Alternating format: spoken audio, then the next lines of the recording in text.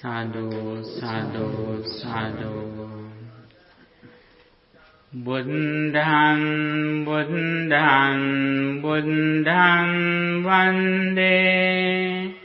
Dhammang, dhammang, dhammang vande. Sangham, sangham, sangham vande.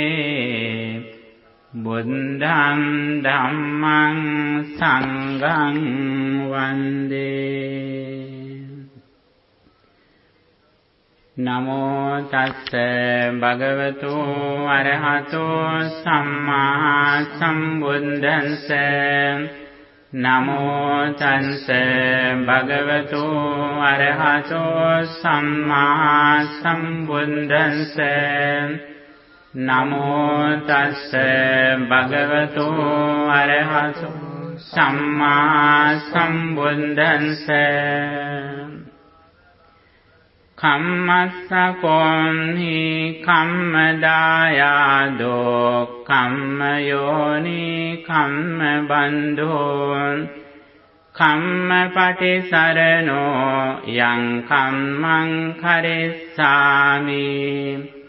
Kalyanan va papakan va tassa dayado bhavissamiti.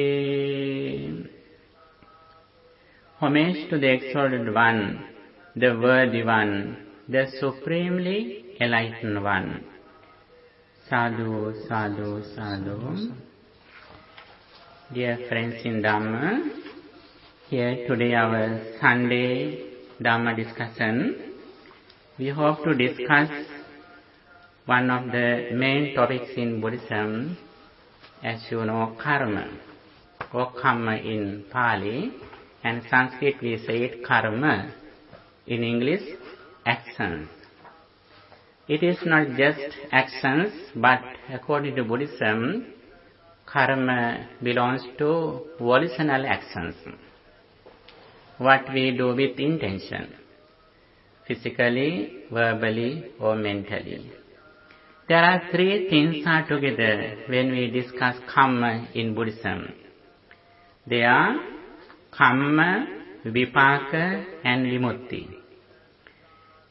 Kamma means actions, volitional actions. Vipaka means results or consequences. And Vimukti, liberation. How we overcome the karma. These three things are interrelated. You know, when Buddha appeared in the world, there were some ascetic people who had discovered karma, who believed the karmic force. But their knowledge was limited.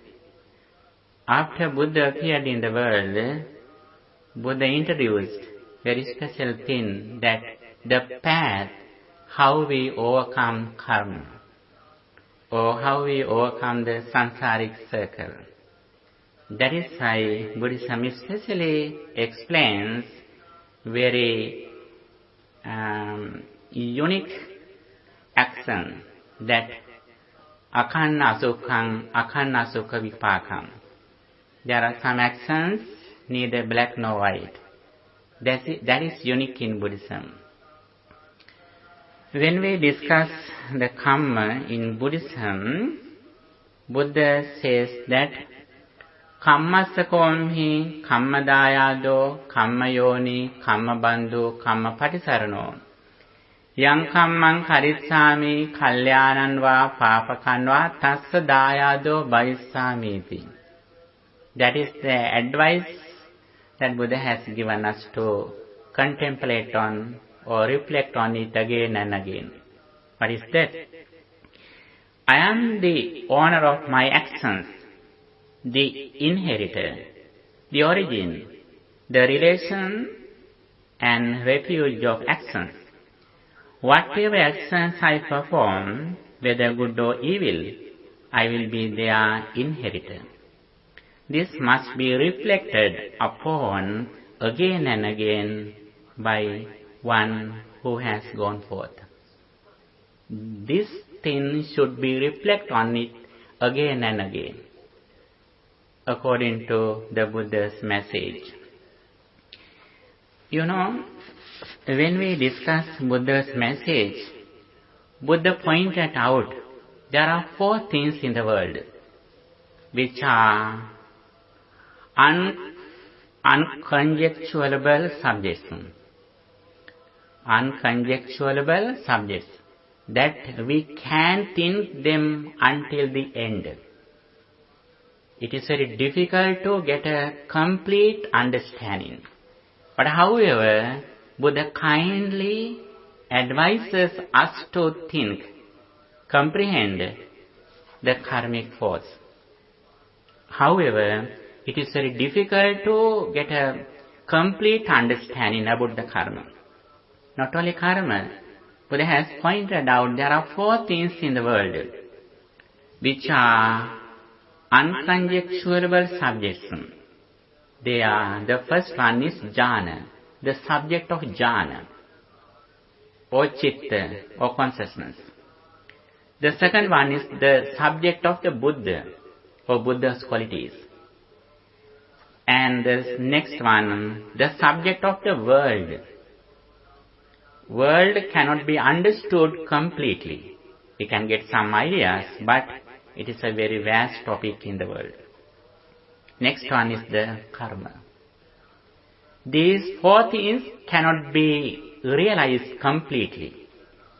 But as human beings, especially as the people who want to attain enlightenment or liberation, we should have some kind of understanding how they are. Among them, karma is very important. Buddha says, Chetanaham bhikkhave kammang vadami, chetayitva kammang karoti, kayena vachaya manasa. Chetanaham bhikkhave kammang vadami. I proclaim the Kamma as volition with consciousness.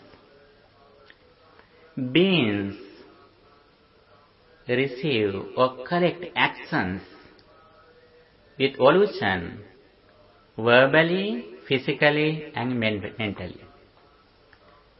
Actions belong to Chetana or mental formations. And also actions can be divided into 3. Kusala, akusala, avyakuta. Kusala means wholesome actions. Akusala means unwholesome actions. And avyakuta kamma, neither wholesome nor unwholesome actions, just action. It means the Arhanta's actions. And here, when we discuss this topic, one day a householder came to Buddha and asked a very important question. He asked the Buddha, the Lord Buddha, there is so much diversity in the world. Some are unwise, some are wise, some are poor, some are rich, some are beautiful, some are ugly, some live long, some die early. Some are in high caste, some are in low caste, some are healthy, some are unhealthy. The Supreme Buddha, what is the reason of these variations? When we see the world, you also can see this diversity. There are a lot of variations in this world. He asked the Buddha, what is the main reason of these variations? Let me know, please. Buddha says, Kamma is the main reason. Buddha says, the reason for this difference is Kamma, and Kamma divides people as high and low. The Buddha has explained here how Kamma affects our life and how important it is. And here the another thing, how we collect karma. When we experience something through our eye, the very first experience is not collecting karma or actions. Very first experience is neither wholesome nor unwholesome. That is only just an action that is a result of our previous actions. In very first experience, we get only a shadow, only a very free experience. That is neither good nor evil. Because of our ignorance, suddenly we compare that experience with our previous experiences. Then secondly, we create karmas. As soon as we experience something, we think that there is something outside. According to outside persons and things, I get to experience something. Then my mind is fixed in outside things and persons.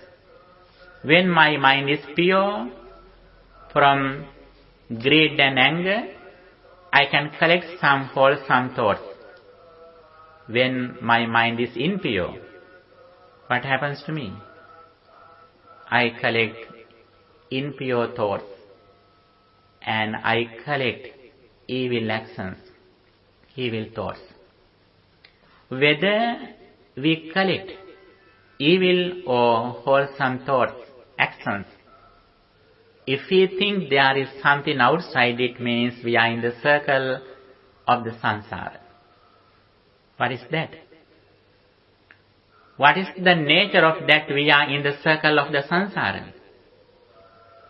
When we experience something through our senses, we think, before we experience, there was something here. After we experience, the objects or reasons remain outside. That is the nature of ignorance. It is not a disturb to our blissful life hereafter, but it is a misconception in liberation or deliverance. If we want to overcome the samsaric circle, we have to overcome this misunderstanding. According to Buddhism, karma can be divided into four. I think you can remember that I have explained it before too. Can you remember it? Somewhere. There are four actions. Here also I have given in the page 4. There are four actions. There are four kinds of actions according to the point of view in Buddhism about Kamma. Buddha says, Atti bhikkhave kammang kanhan kanha vipakam. There are some actions that are black, which consequence black result. It means whatever we do with impure mind. Black means evil. White means wholesome or good actions. The next one, Buddha says, Atti bhikkhave kamman sukkhan sukha vipakam. There are some actions that are white, which consequence white result. That is the second one. Whatever we do with pure mind. Next one, Buddha says, Atti bhikkhave kammang kanna sukha vipakam. There are some actions that are black and white, which consequence black and white result. It means in one time we collect good actions with pure mind. In another way, we collect evil actions with impure mind. If we collect both actions with pure mind and impure mind, that belongs to this Kamma. there is another thing. Actually, when Buddha appeared in the world, some people had realized these three things. These three things belong to the world, the samsaric circle. Even though we collect some good actions, we can have a blissful life hereafter, but still we are in the samsaric circle. It means bhava. Bhava means the process of becoming. When you think something, when you think your son, when you think your car, when you think your house, if you think there is something outside, it means you are in bhava. Bhava means the process of becoming. You are ready to come back to the world even though you die here. Whenever you think, if you think there is something outside, even though you don't think something, if we think still it is happening, it means we are in the samsaric circle. The reason is that even though those experiences have ceased, still they are in our mind. They are working in our mind. At the end of our life, when we think something as it is still happening, according to that mental thought, you come back to the world with another form, according to your mental condition. This is the nature of these three actions. After Buddha appeared in the world, Buddha has explained another karma action. When Buddha appeared in the world, people have realized some good actions. Actually, some people had reduced their negative thoughts, pancha nivarana, 5 hindrances. They had known only 5 hindrances. They didn't know the 6th hindrance, which is ignorance or delusion. When Buddha attained enlightenment, Buddha introduced the 6th hindrance, which is ignorance or delusion. Until Buddha explained this hindrance, they didn't know. That is why even Mahabrahma, when Buddha preached Dhamma to Mahabrahma, he was very fearful. When Buddha says the world is impermanent, actually he was afraid of that sermon, because he thought that the world is permanent. Even though he had become a blissful life in the Brahma realm, because of his lifetime is very long, he thought that the world is permanent. And also he saw that human beings in the human realm, they were born and they die, they were born, they die, again and again it happens. But he is permanent. He is for a long time. Then he misunderstood that he is permanent. His life is so long. He didn't know that he also is impermanent. After Buddha explained this message, actually, his understanding is thread. This is the way that Buddha has explained the 4th karma. Buddha says, Atti bhikkhave kammam akanna asukham akanna asukha vipakam. Buddha says, there are some actions, neither black nor white, that consequence, neither black nor white result. Other 3 actions belong to world. Even though you practice generosity, virtue, or meditation, as practicing loving kindness, you think that there are people in the outside I bless them. I practice loving kindness. I spread my loving kindness to them, to the world. Because you think there are some permanent people in the world. Even though they die, you think there will be another place. That is the nature of ignorance. But in the primary level, we should have the karmic understanding. We should know the law of karma. With the understanding of the karmic force, the very first understanding is that whatever we do with intention, we will have the same result. Their mind plays a very big role. Buddha says, Mano pubbangama dhamma, mano setta manomaya, manasache paduttena bhasativa karotiva, tatonam dukkhamanveti chayava anupayini. Mano pubbangama dhamma. Mind is foreigner. Mano setta. Mind is chief. Manomaya. Mind made dade. If someone does something with impure mind, because of impurity of mind, negative results follow him. In another way, Buddha says, Manasache pasannena bahasativa karotiva. If someone does something with the pure mind, physically, verbally or mentally, fruitful results follow him. This is the nature of the karmic law in the conventional truth. But there is another thing that Buddha has realized. What is that? Neither black nor white result karmas.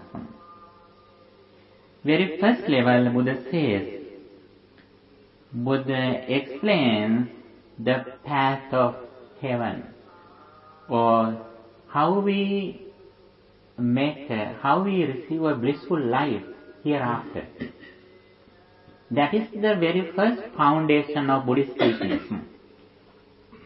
With the understanding of the karmic law, we should practice good deeds physically, verbally and mentally as much as we can.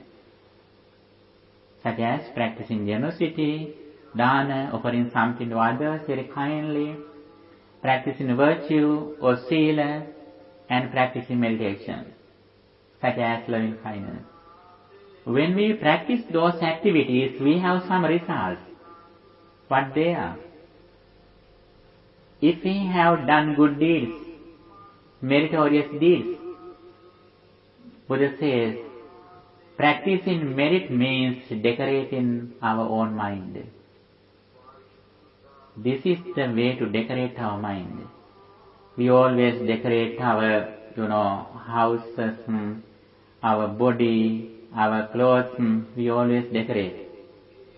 But many people don't do anything to decorate their own mind. Buddha says, practicing merit means decorating one's mind. Chitta alankaran, chitta parikkaran, in Buddha's word. We decorate our mind. When you offer something to others, at the moment your mind is so pure and calm. You are so generous. When you perform a dana at home, on that day, when people come to your home, you think your friends are also like your children. They can do anything at your home because your mind is so generous on that day.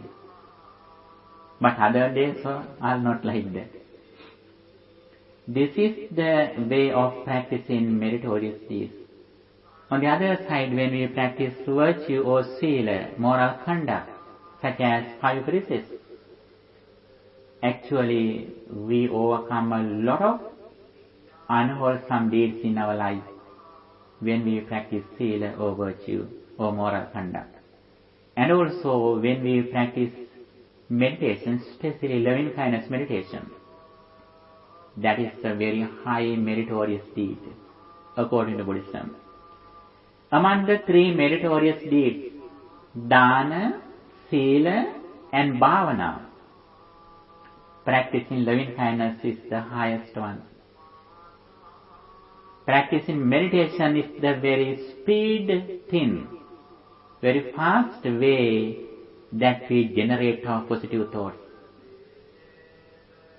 Especially, Buddhism emphasizes the importance of practicing loving kindness, thinking, may all beings be well, happy and peaceful.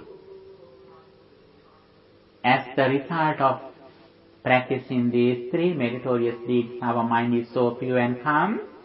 It means whenever we die, we are ready to go to a new blissful life. As the result of good activities that consist with pure mind. This is the very first step. Some people know only this path. That is why some people who know Buddhism, they may say that everywhere, the candles of everywhere are same. The candle in the church, the candle in the temple, the candle in the four-wheel, the candle in the mosque, all of them are same. Some people may say. I think you also have heard it. Isn't it? Actually, in this level, in the conventional truth, with the understanding of the karmic law, it is same for everyone. But the thing is, when we go to the next level, Buddhist lamp is different. It is unique. What is unique? It means that understanding depends on the dependent origination. In the conventional truth, people may say that there is world or there isn't world. But when we go to the next level, the supramundane level, the absolute truth, we don't say that whether there is something or there isn't something. Without going extremes that there is or there isn't, the Supreme Buddha introduces the path, the deliverance path that depends on the dependent origination. So it says, when someone experiences something, if he knows that the experience arises at the moment, he doesn't go to the extreme of nothing something. And also, if he sees that it ceases immediately, he doesn't go to the extreme of there is something. If someone says that there is something, it is an extreme. If someone says that there isn't something, that is also an extreme.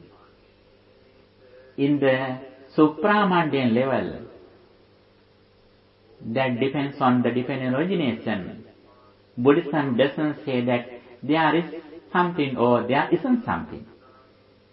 We go on the path of liberation through the middle path without going to these extremes. That is the identity. That is the unique in Buddhism. Here, Buddha explains neither black nor white results karmas. How do we make neither black nor white result karmas? There, we should have very highly understanding about the Four Noble Truths that I explained last day. Dukkha Satya, the Noble Truth of suffering. Samudaya Satya, the Noble Truth of the origin of suffering. Nirodha Satya, the Noble Truth of the cessation of suffering. Magga Satya, the Noble Truth of the path that leads to getting rid of suffering. Understanding the Four Noble Truths depends on understanding the dependent origination or Paticcasamuppada. Here we contemplate on that my I is impermanent. Forms are impermanent. Consciousness is impermanent. Mental formations are impermanent. My perception, everything is impermanent. What is the meaning of impermanence? Impermanence means the experience that I have at the moment arises at the moment with the conditions. It ceases at the moment when conditions separate. Whatever we experience through our senses, that experience arises at the moment with the conditions. Nothing comes to present from the past, nothing goes to future from the present. But the past experience influences the present thought, and the present thought influences the next thought. But the very special thing, nothing comes to present from the past permanently. Nothing goes to future from the present permanently. Our body changes, our mind also changes, feelings change, consciousness change, mental formations change. Everything is subject to change. Not only changing, but very special thing that Buddhism says is not being occurred comes to occurrence, being occurred will not go to occurrence. This is the golden explanation in Buddhism. If we have this understanding, what happens to us?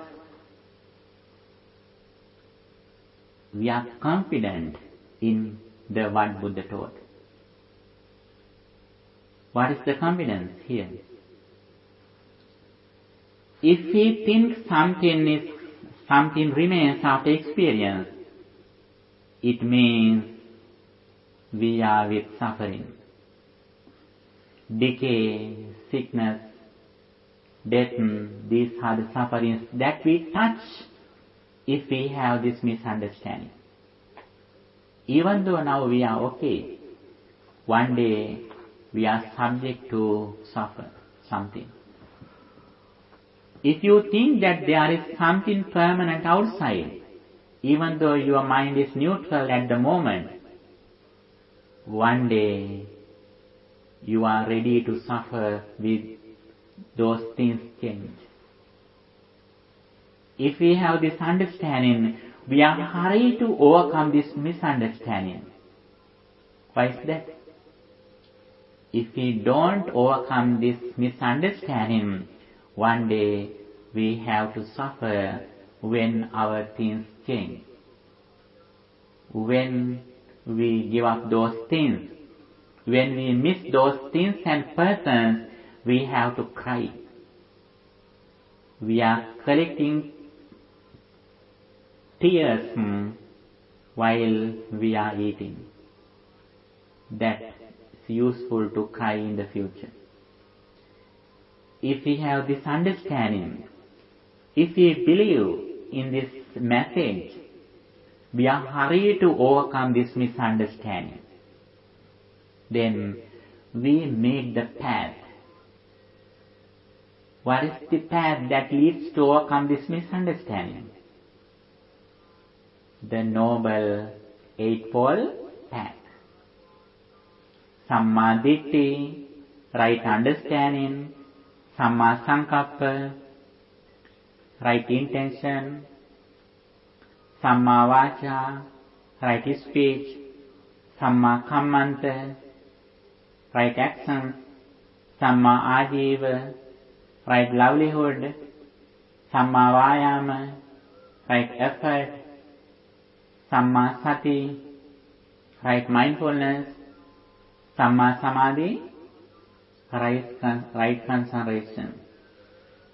We practice these 8 things as much as we can if we have this confidence in what the Buddha taught.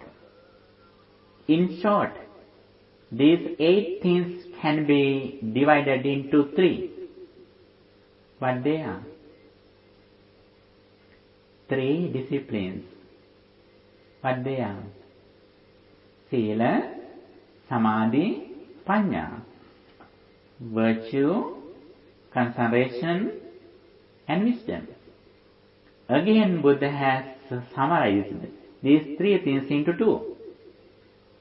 What they are? They are concentration and insight meditation.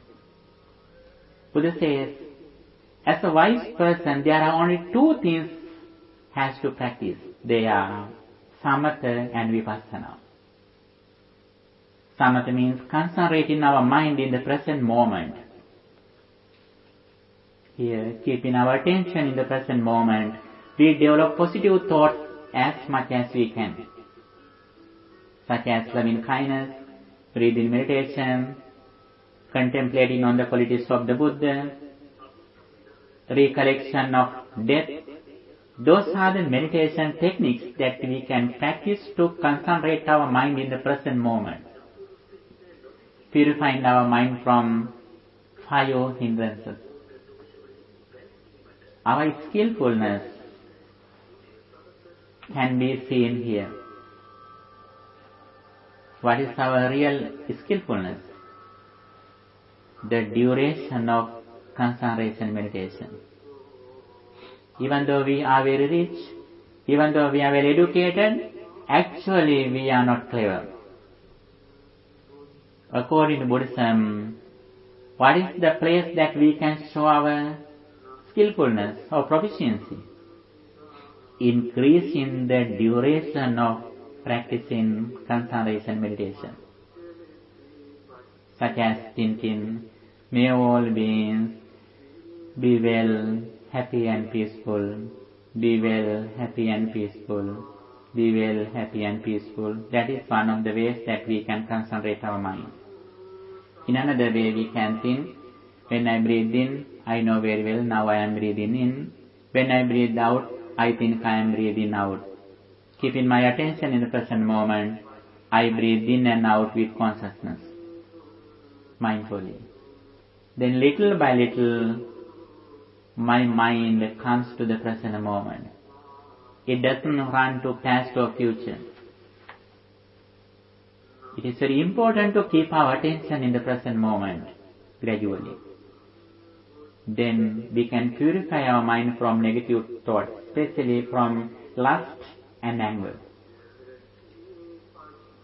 When our mind is concentrated, what happens to us?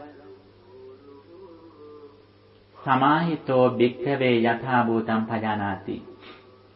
He who concentrates his mind reflects on or sees the world reality as it is, reflecting on impermanence.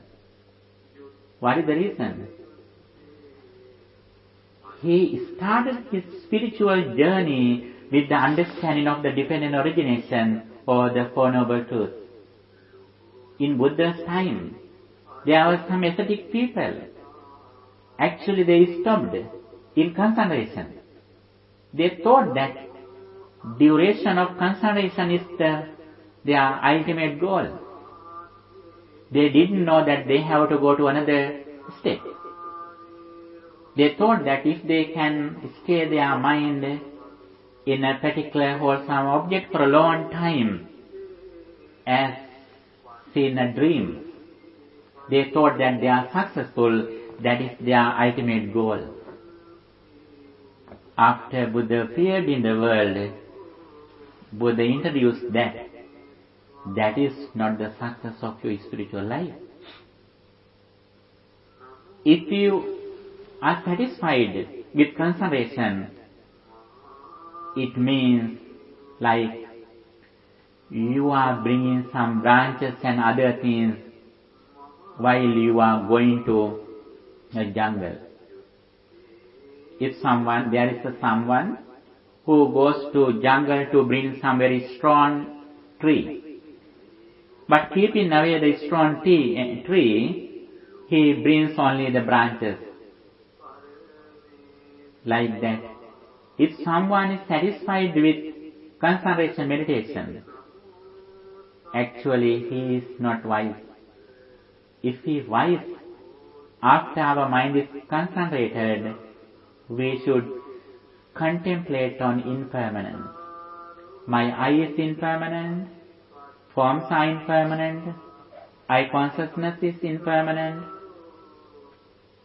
ear is impermanent, sounds are impermanent, ear consciousness is impermanent, nose is impermanent, smell is impermanent, nose consciousness is impermanent. My tongue is impermanent and taste is impermanent. My tongue consciousness is impermanent. Body is impermanent. Body feelings are impermanent. Body consciousness is impermanent. Mind is impermanent. Mental formations are impermanent. Mind consciousness is impermanent. This is the way how we reflect on impermanence. Everything arises and ceases at the moment. Again and again, we should recollect this reality. Then what happens to us? Finally, we have a very special understanding. What is that? Whatever we experience through our senses, 5 aggregates arise together at the moment. What are the 5 aggregates? 5 aggregates means Rupa, form, Vedana, feelings, and perception, Sanya, Sankara, mental formation, and Vijnana, consciousness. These 5 things are together, they cannot be divided. They arise together, they cease together. Very first, these 5 things arise together without defilement. The first experience is pure, but that first experience immediately ceases. Then we look at it with ignorance, then defilements arise, then it is not just 5 aggregates that the clinging to 5 aggregates, Pancha Upadana. As a wise person, we should understand very special thing, Pancha Skandha and Pancha Upadana Khanda. Pancha Skandha means 5 aggregates. Pancha Upadana Khanda means clinging to 5 aggregates. The very first one is only the 5 aggregates. Panchaskandha. It is not bad. It doesn't cause to suffer. It is pure. But suddenly it ceases, then next we arise those things as clingings. The clinging to 5 aggregates. Then we are in the samsaric circle. Then our mind is fixed in outside. It means we are subject to suffer when they change. If we have this understanding, again and again we reflect on impermanence, then finally we see very well, whatever I see, whatever I taste, whatever I smell, whatever I hear, that experience arises at the moment. Then we don't depend on outside. Now we depend on outside. We depend on our physical body, we depend on our children, properties, vehicles. Why is that? We think that they are in outside. Actually, it is true, in conventional truth, when we go to the deeper level. What is the reality? The reality is that the present thought.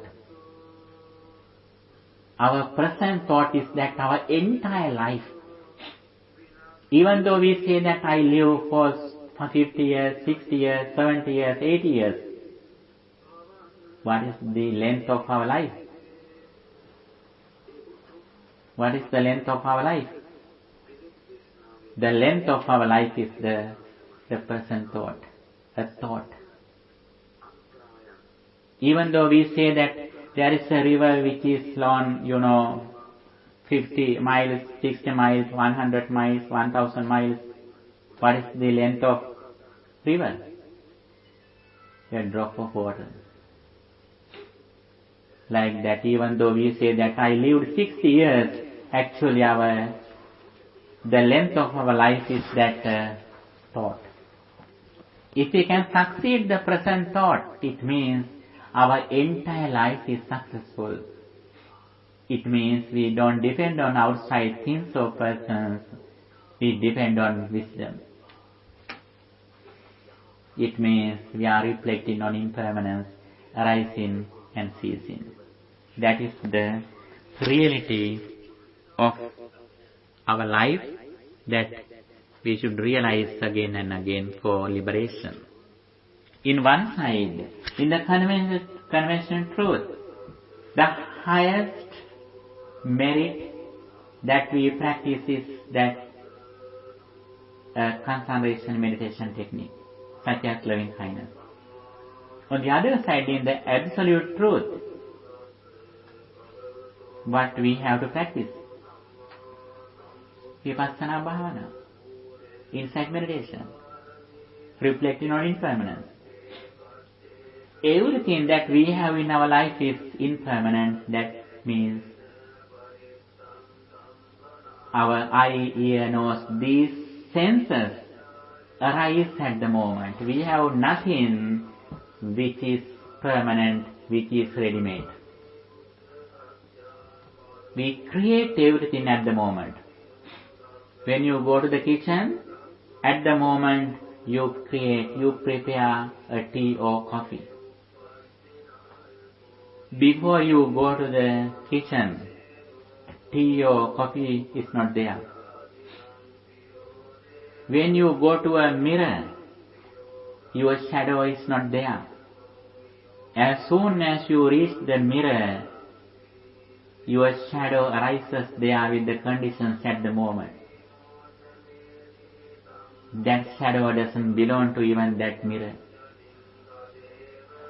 That is the result of conditions which happens, which arises at the moment. Our entire life is like that.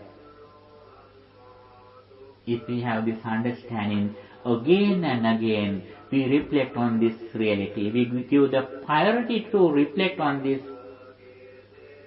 practice.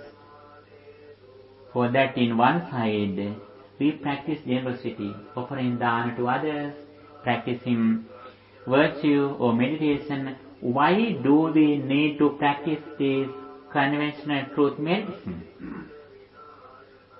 We need our health, longevity, good complexion, good friends, good environment. As the result of practicing good deeds with the understanding of the karmic law, in the conventional truth, we develop our good health, longevity, good friends, good environment. Those things are useful to practice this path. But that is not the ultimate result. For example, if you go to another country, first you have to go to an airport. When you go to an airport, you need a vehicle to go to the airport. Going to airport is not the destination. It is only a start. After you go to the airport, showing your air ticket, you have to get boarding pass and you should enter the flight. But other things are useful to go to the flight. But the ordinary people, they do a lot of things. They take care of their children, they study, they do jobs, they earn money, they build their houses, they do everything. Like a person goes to the airport. But they don't do the very important thing in their life. What is that? Understanding of the Four Noble Truth. It is like getting air ticket or boarding pass. Getting the boarding pass is not the end. Next, we have to enter the flight. Like that, we have to practice the Noble Eightfold Path or 3 disciplines. It is like enter the flight.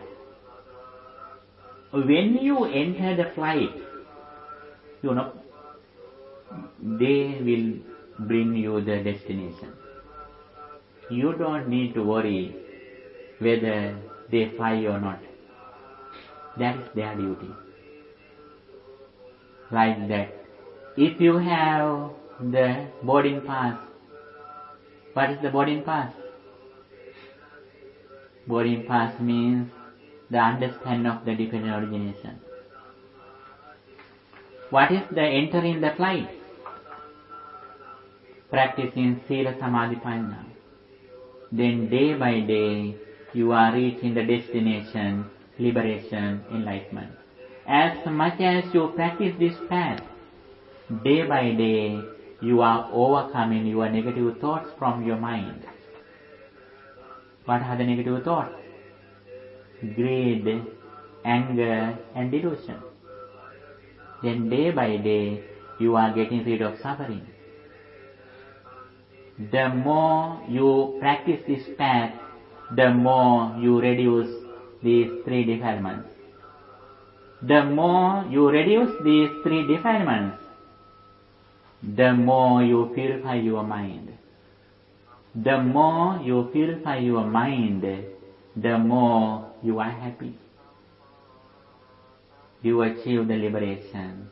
This is the path that Buddha explained. If we know Buddha's message in one side, with the understanding of the karmic law, we practice 3 meritorious deeds as much as we can. Those things are supreme blessings. Buddha says, Dhanancha Dhammacharyacha etam mangalamuttamam. Practicing generosity is a supreme blessing. Dhammacharyacha. Practicing virtue is a supreme blessing. And Atta Samma Panidicca. Developing your mind is a supreme blessing. Those are the things in the conventional truth. Finally, we achieve the highest blessing. What is that? Arya Satchana Dassanam etam mangalamuttamam. Seeing the Four Noble Truth is the supreme blessing. Finally, Nibbana Satya Kiryacha etam mangalamuttamam. Realization of Nibbana is the supreme blessing. As the result of achieving this supreme blessing, finally, we will have a very special quality that Puttassa loka dhammehi cittang yassa nakampati asokan virajang hemang etang mangalamuttamam. We create an unshaken mind that doesn't change among the worldly reality. There are 8 worldly reality. Atta loka dhamma. They change always.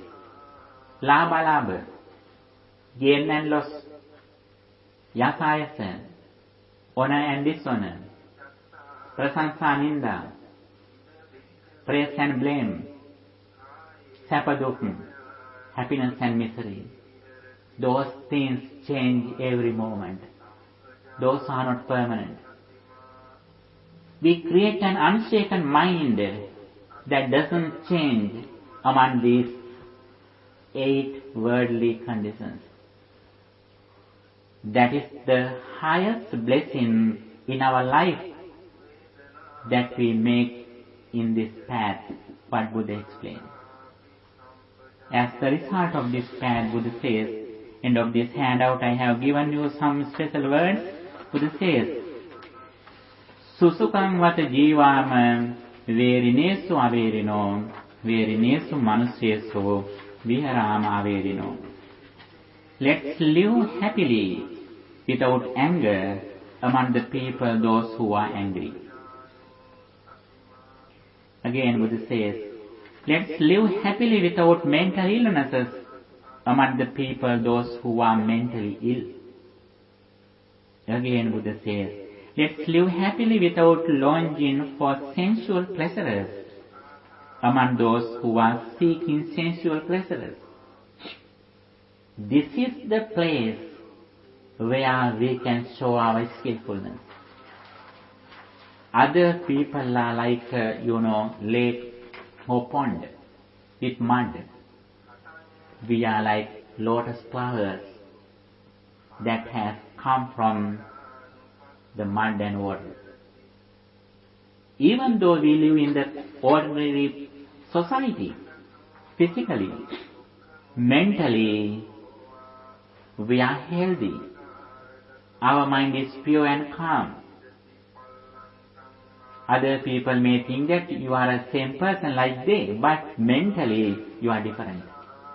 Your attitude is completely different, what you think. And also your mind is very pure and calm. Without anger, lust and delusion, you live among the people, those who are angry, who are greedy, who are ignorant, like a lotus flower. This is the Buddhist example, ideology, that one day we should achieve. If we are on this path,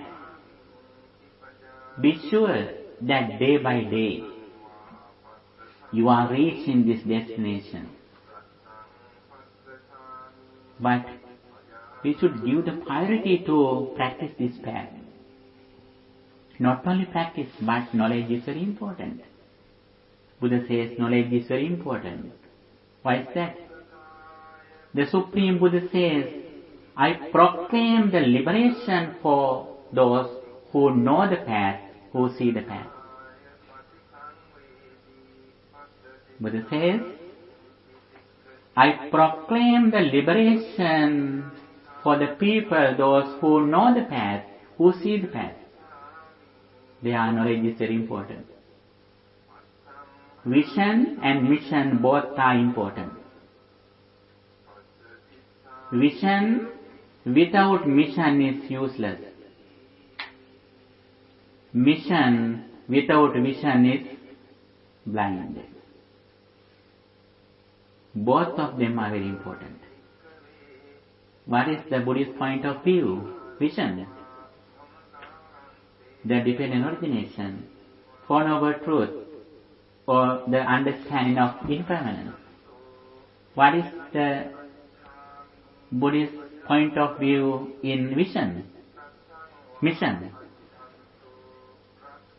Practicing the middle path, the Noble Eightfold Path, for 3 disciplines.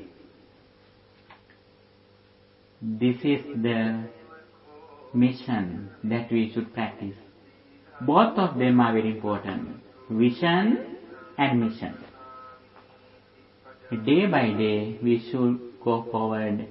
Especially the Supreme Buddha points out us that the importance of practicing fourfold mindfulness. That is the field that we should live in.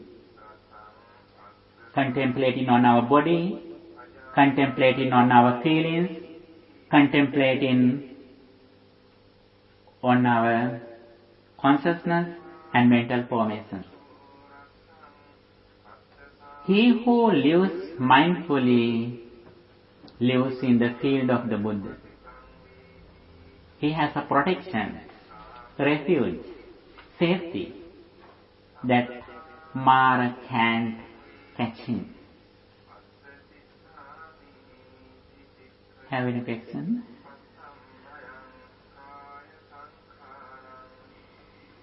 Today we discuss the karmic force, results and liberation. Those three things are interrelated.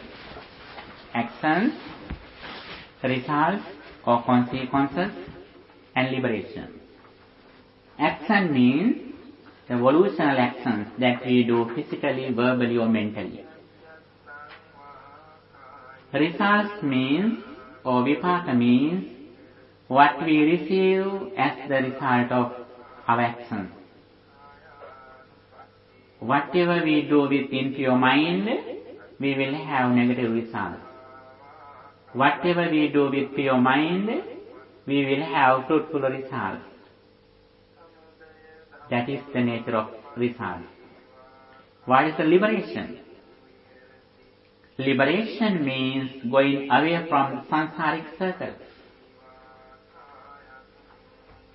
or generating actions which are neither black nor white, that consequence neither black nor white result. One question. Dependent origination. Yes. Can you explain that to me? Yes, dependent origination means that every day we discuss. It means when conditions are here, we experience something. When this is. When this is not. Asmin sati idang hoti, asmin asati idang hoti. When we open our eye, then forms are here, consciousness is here, everything meet together at the moment. At the moment they arise, without remaining anything, they cease at the moment. That is the definition of the dependent origination. Patisampada. With this understanding, we find the path, mindfulness, or three disciplines, or the eightfold path.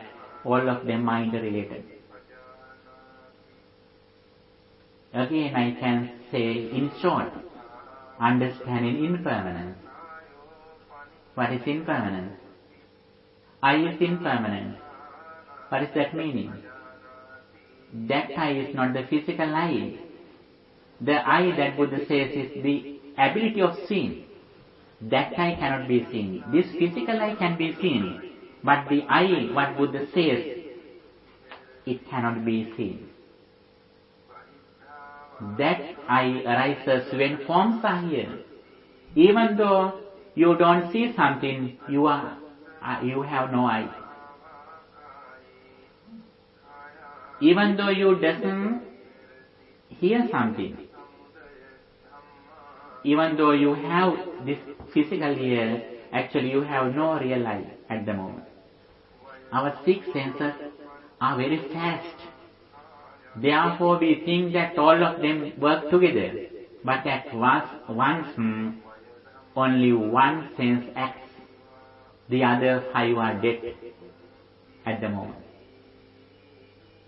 Every moment we create something through our senses.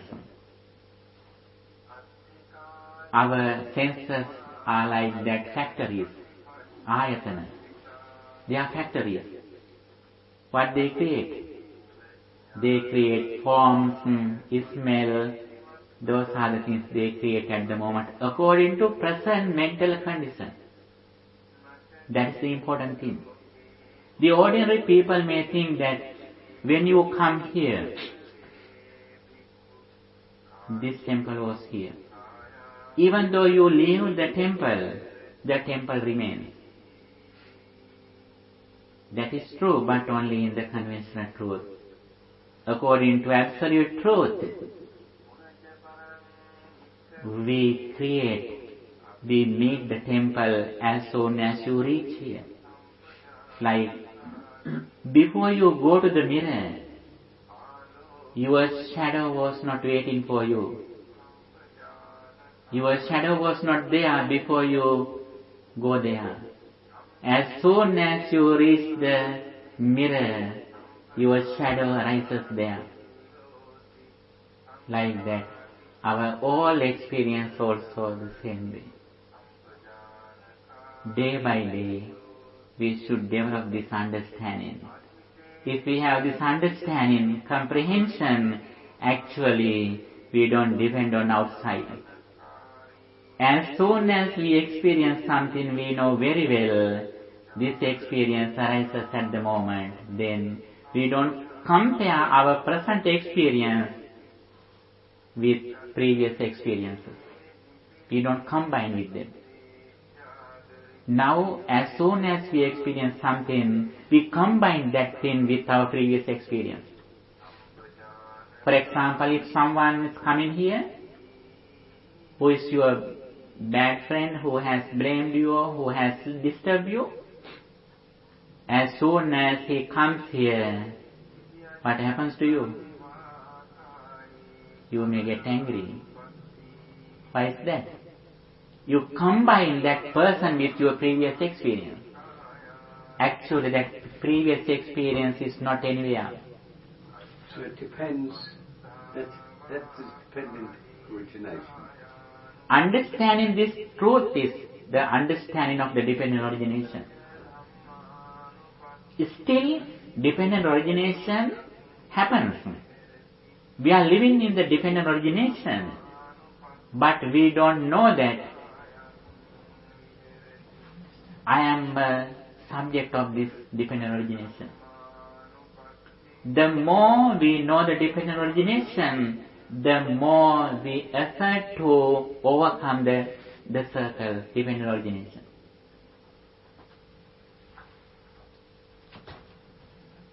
If we have this understanding, if we have this misunderstanding in the dependent origination, we have to suffer. Because we depending on the physical world or outside. If we have this understanding, we know very well, if I am in this circle, I have to receive a lot of sufferings. As soon as we have this understanding, we try to jump, we try to run from this circle. Why is that?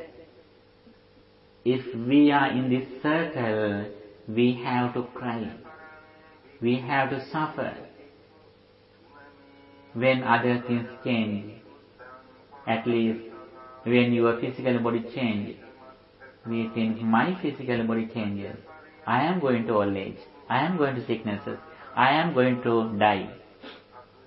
Then we get it as my or mine. That is the nature of unknowing the dependent origination. Okay, thank you for your good attention. I really appreciate your participation. Okay, today we discussed. You've given us a lot to reflect on. Yes, we discussed action, results and liberation. Okay, as the result of generating positive thoughts here, now we are going to transfer these merits to our departed relatives by the power of the spiritual energy. May our departed relatives also receive these meritorious thoughts, and may they develop their birth, and may they also attain the final bliss of liberation.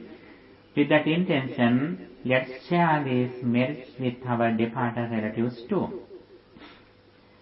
Idam me jnātīnaṃ hotu